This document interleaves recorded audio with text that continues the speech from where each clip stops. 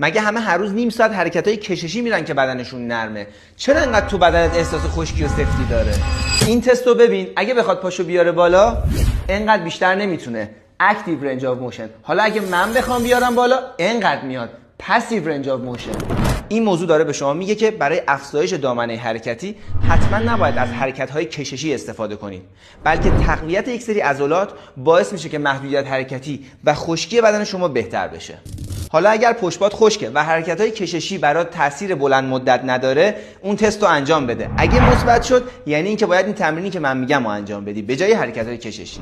کنار دیوار بیستید تا تعادل خوبی داشته باشید. حالا با مچ پای فلکس به آرومی پاتون رو در جهت مورب بیارید بالا. احساس انقباضی رو در این ناحیه احساس می‌کنید. یک مکس بدید و به آرومی برش گردونید پایین. و اما تمرین دوم، تو همون حالت قرار بگیرین، زانوتون رو بیارین بالا و از قسمت لگن باز کنید. حالا سعی کنید تا حد امکان زانوتون رو صاف کنید. فقط دقت داشته باشید که استخوان رون افت نکنه.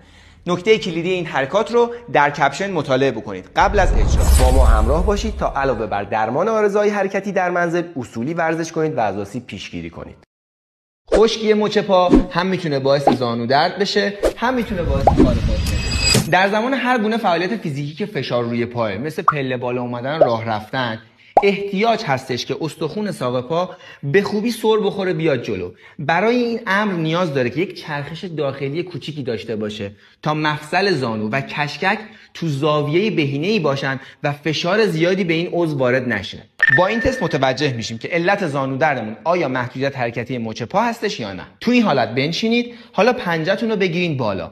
بدون اینکه استخوان زانو تکون بخوره، یک چرخش داخلی به مچ پا بدین. اگه این چرخش داخلی کمتر از 10 درجه باشه، یعنی مچ پای شما درگیر یک اختلاله. این تمرین رو جدی بگیرین، چرا که رفته رفته بعد از درد زانو، این درد به صورت زنجیروار ممکنه به گودی کمرتون هم بزنه. توی این حالت قرار بگیرین. استخوان ساق پا رو با دست به این صورت بگیرید. مادامی که زانو رو دارین هدایت میکنین به سمت جلو، یک چرخش 10 درجه‌ای رو به استخوان تیبیاتون وارد بکنید و در این حالت احساس کنید که شست پا و پایه شست پا در زمان جلو اومدن زانو فشار بیشتری رو متحمل میشه. با ما همراه باشید تا علاوه بر درمان آرزه‌های حرکتی در منزل، اصولی ورزش کنید و از آسیب پیشگیری کنید.